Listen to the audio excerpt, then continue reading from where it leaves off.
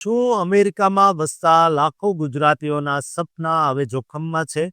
ફેબ્રુઆરી 2026ની તારીખ નોંધી લો.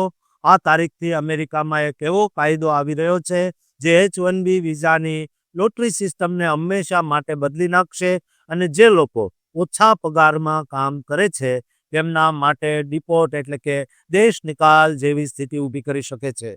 આ માત્ર વિઝાની વાત નથી, પરંતુ ટ્રમ્પ વહીવટ દ્વારા સેન્ચુરી સિટીઝનના ફંડિંગ પર કાપ મૂકીને તમારી આસપાસની શાળાઓ અને રસ્તાઓની સુવિધાઓ છીનવી લેવાની પણ એક સનસનીખેજ તૈયારી છે.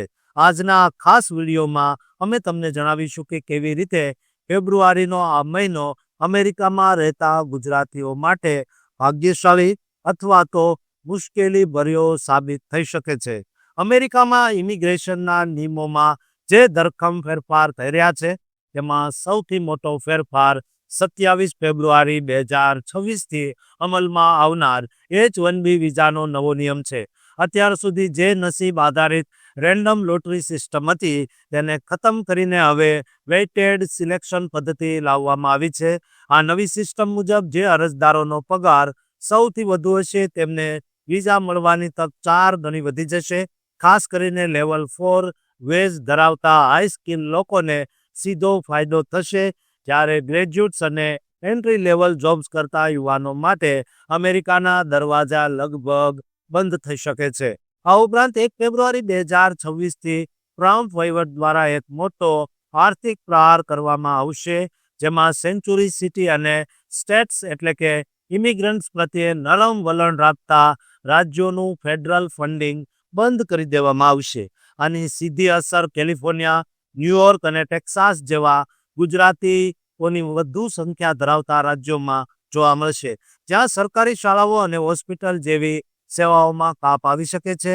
અને અન્ય એક ફેરફારમાં 3 ફેબ્રુઆરી 2026થી હૈતીના લોકો માટે TPS સમાપ્ત થઈ રહ્યું છે. જોકે તેની આપણા ગુજરાતીઓ પર કોઈ સીધી અસર નથી, પરંતુ તે અમેરિકાના કડક વલણનો સંકેત આપે છે. વિઝા બુલેટિનની વાત કરીએ તો ભારત માટે સ્થિતિ હજુ પણ ચિંતાજનક છે, કારણ કે EB-2 અને EB-3 કેટેગરીમાં તારીખો હજુ પણ 2013-14 પર અટકેલી છે. જેનો અર્થ એ છે કે ગ્રીન કાર્ડ માટેના વર્ષો લાંબો વેઇટિંગ પીરિયડ હજુ ચાલુ છે. આ તમામ ફેરફારો જોતા એટલું કહી શકાય કે જો તમે હાઈ પેઇડ ટેક જોબમાં છો તો તમારા માટે સારા સમાચાર છે, પરંતુ જો તમે ભણવાનું પૂરું કરીને નવી નોકરી શોધી રહ્યા છો તો તમારે ખૂબ જ સાવધાન થઈ રહેવાની જરૂર છે. અમેરિકામાં હવે માત્ર તમારી આવડત જ નહીં, પરંતુ તમારો પગાર ડોલર પણ બોલતા હૈ. તમારી વિઝા સ્ટેટસ નક્કી કરશે. ઇમિગ્રેશનના આ બદલાતા માહોલમાં કોઈ પણ ભૂલ ન થાય તે માટે ઇમિગ્રેશન વકીલની સલાહ લેવી ખૂબ જ અનિવાર્ય બની ગઈ છે.